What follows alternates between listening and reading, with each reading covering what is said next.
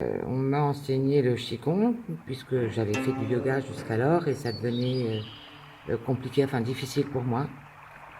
Et on m'a enseigné donc la fontaine bambou qui était à la MJC. Et c'est là que j'ai donc rencontré Joël.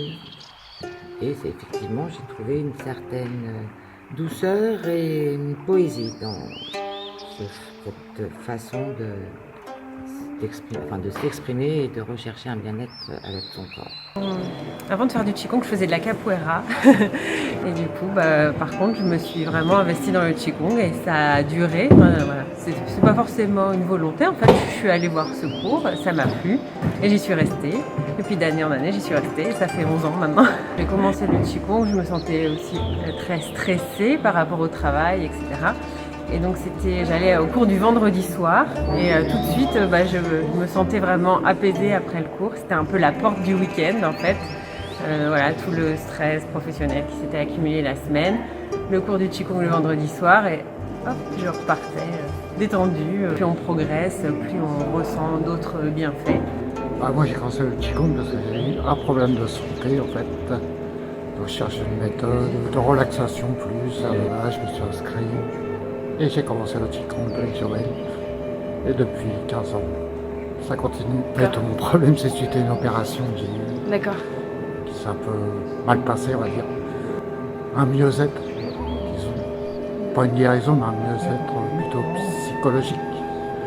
Moins tendu, moins stressé. À apprendre de nouvelles choses et rencontrer de nouvelles personnes, être avec les gens que je connais déjà, et passer un bon moment aussi. On apprend quand même beaucoup de choses nouvelles. D'accord. Parce que c'est ça le qigong, on apprend tout le temps en fait. C'est infini. J'ai rencontré Joël en 2013, quelque chose comme ça, à peu près. Et donc depuis 2013, je suis les cours avec Joël. Puis j'enseigne en tant que bénévole dans des associations depuis 2004. Et donc j'ai fait presque 20 ans de yoga. Et j'avais envie de passer un petit peu à autre chose. Donc ça m'a apporté beaucoup d'autres choses que le yoga. Et en particulier le mouvement, qui me manquait beaucoup. Et ensuite, du point de vue santé. J'ai beaucoup de problèmes respiratoires depuis l'enfance. L'asthme, des bronchites et des choses comme ça. Et avec des points d'acupuncture, qu'on apprend d'ailleurs dans le qigong aussi, et avec des mouvements de qigong, j'arrive à amoindrir beaucoup ces effets-là. Et j'ai pu constater effectivement que c'était absolument incomparable entre le fait de faire le qigong une fois par semaine et puis le faire tous les jours. On ne peut pas donner un rapport entre les deux parce que tellement c'est différent. Entre l'apprentissage qu'on a avec un professeur et puis ce qu'on en fait après, il y a beaucoup de différences, il y a beaucoup d'écarts. Il faut vraiment l'essayer soi-même.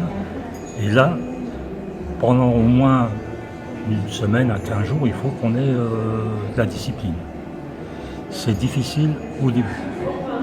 Et puis ensuite, on peut utiliser des choses qui sont plutôt routinières. Et à partir de la routine, ça nous aide à garder en fait une pratique suffisamment importante pour que ça nous apporte beaucoup de choses.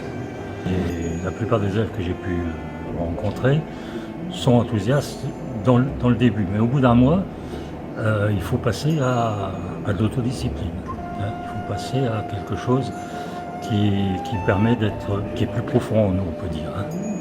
On n'est pas suiveur, on ne suit pas quelque chose, on devient acteur de ce qu'on fait. C'est très important. Et je constate qu'il y a des élèves qui ne le passent pas, ce cap. Ça, il y a une meilleure clarté de l'esprit. Ça, c'est très important. Et c'est un aspect qu'on n'aborde pas forcément trop dans les cours parce que c'est quand même quelque chose qui est très personnel comme ressenti. C'est quelque chose qui dépasse la santé. C'est quelque chose qui rejaillit dans la vie en fait. On est très réactif à certaines choses. Des choses qui nous touchent profondément parce qu'il y a une blessure en nous, je ne sais trop quoi. Et en travaillant sur la clarté de l'esprit, on peut regarder beaucoup mieux ces choses-là. On est beaucoup plus conscient de ce qu'on fait. Et ça, pour la santé, je trouve que c'est assez important. D'accord. À part ça, bon, il y a un travail sur les articulations, la souplesse, des choses comme ça qu'on trouve dans tous les arts asiatiques. Hein. Et je pense que c'est par ça qu'on commence, de toute façon. Hein. Le corps, on sent qu'il y a des raideurs à certains endroits, et en travaillant ça, ben, ça nous résout pas mal d'autres problèmes de santé. Alors donc j'ai commencé moi le Qigong il y a 25 ans. Hein, donc à l'origine, hein, je venais des arts martiaux, donc j'ai commencé par l'aïkido, le tai chi chuan, et puis j'ai rencontré mon maître Pierre Lagorce il y a 25 ans. Et donc moi j'enseigne depuis une douzaine d'années, hein, 12-15 ans à peu près. Alors moi j'enseigne sur Rouen, j'enseigne ce qu'on appelle le Qigong traditionnel, qui se démarque un petit peu du Qigong moderne, en ce sens où c'est un Qigong qui puise à la fois dans la spiritualité taoïste, bouddhiste également. Et puis je donne également des stages.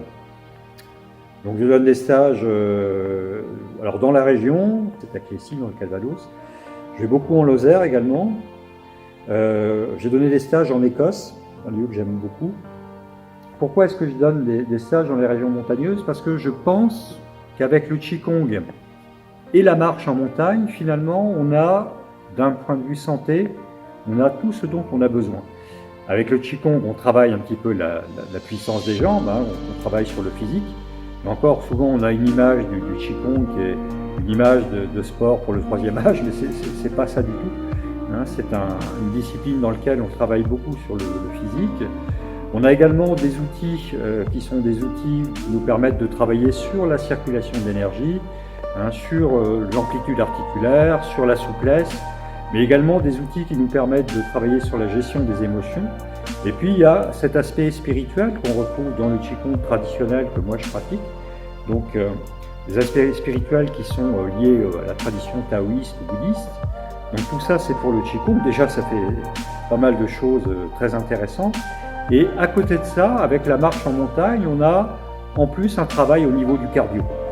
Et donc moi je pense que quand on peut lier les deux, bah, finalement pour la santé, on a tout ce dont on a besoin. Le Qigong, c'est un terme qui est très très général, hein. C'est un terme qui regroupe énormément de méthodes, de pratiques. Hein, le Qigong, on peut le pratiquer debout, on peut le pratiquer assis, on peut le pratiquer allongé, on peut le pratiquer avec un bâton. Et puis on peut le pratiquer également avec ce qu'on appelle des faisceaux de baguettes de bambou. Et donc avec ces faisceaux de baguettes de bambou, on fait un espèce de réveil tonique, hein, c'est-à-dire que d'une certaine façon, on se flagelle, hein, on frappe sur différentes parties du corps, donc en suivant le trajet des grandes lignes énergétiques, hein, des grands méridiens. Hein, on frotte différentes parties du corps également, et donc ça permet de lancer un mouvement énergétique, hein, d'activer la circulation du sang. Et donc c'est une très très bonne méthode, hein, à pratiquer le matin pour se réveiller, ça met tout de suite en forme. Tous les Qigong par essence sont des Qigong pour la santé, ils le sont tous. Après effectivement en fonction de tel ou tel Qigong, on va plus travailler sur tel ou tel organe, hein, ou telle fonction physiologique. Hein, mais de façon générale, les Qigong, ce sont tous des Qigong pour la bonne santé. Mais effectivement, la vertu cardinale du Qigong, c'est de maintenir la santé globale du corps, donc c'est de maintenir ce qu'on pourrait appeler l'homéostasie. Hein, comment est-ce qu'on peut définir l'homéostasie? L'homéostasie, hein, c'est un équilibre harmonieux entre les différentes fonctions physiologiques, hein, que ce soit les fonctions organiques, la fonction sanguine, la fonction musculo-tendineuse, le système articulaire. Hein, c'est de faire en sorte que tous ces systèmes fonctionnent en synergie, en harmonie, hein, les uns avec les autres. Alors par rapport aux stages, donc les stages ils sont soit de 3 jours, dans ce cas-là on va dans la région. Alors j'essaie toujours de choisir un endroit où on peut marcher avec un petit peu de dénivelé. C'est pour ça que j'aime beaucoup venir par exemple à Clécy, hein, donc c'est presque des petites montagnes. Alors 3 jours ou 7 jours, hein, ça dépend du temps dont on dispose, puis ça dépend des vacances de chacun.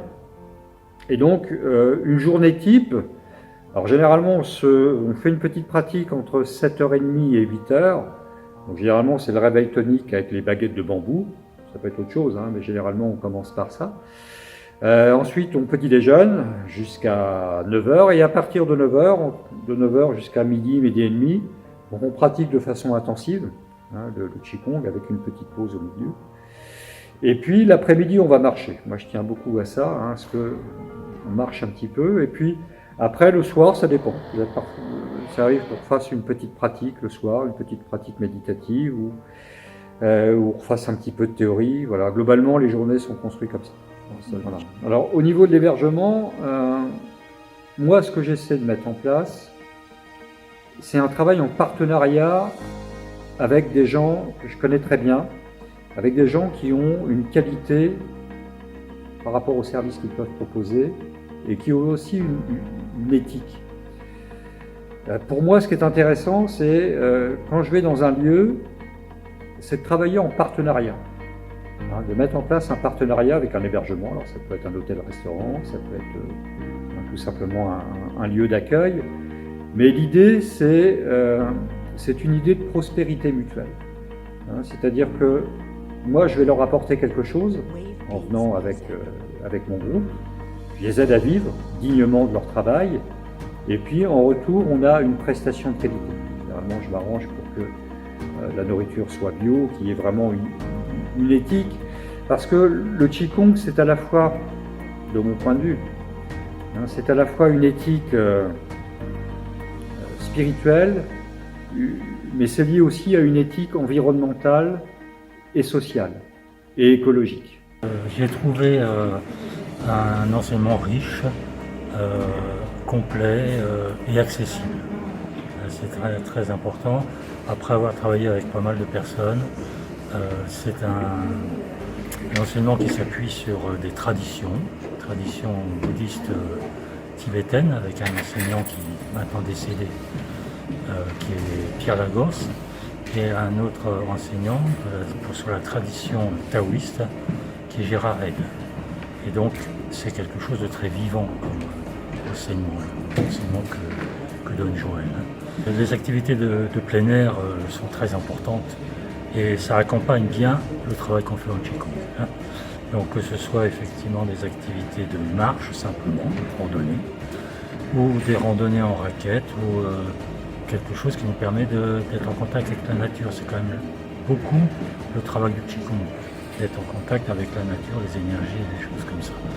Et en plus, il y a une adaptation forcément au climat. Dans la médecine chinoise, on apporte beaucoup d'importance à notre adaptation au climat, aux différences qu'il y a entre vivre l'hiver, vivre l'été, vivre le printemps, vivre l'automne. Du point de vue énergie, sont des choses auxquelles on s'adapte continuellement et qui est concrètement donné par toutes ces activités en plus du stage. J'ai trouvé quelque chose qui était complet dans son approche. Quelque chose qui, pour moi, m'apportait encore quelque chose et accessible. Que je considère, c'est-à-dire pour le redonner à d'autres personnes, je vois effectivement que même des personnes qui débutent peuvent vraiment en profiter rapidement. C'est pas ésotérique, c'est pas quelque chose où il faut travailler des années avant de sentir quelque chose. C'est comme une randonnée.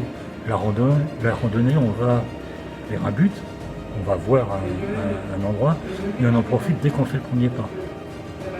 Et ça, c'est important pour quelqu'un qui débute. Il y a tout de suite quelque chose à tirer de ça, et il y a aussi des choses qui sont des perspectives intéressantes. C'est un enseignement que je recommande effectivement pour les débutants et pour ceux qui veulent approfondir.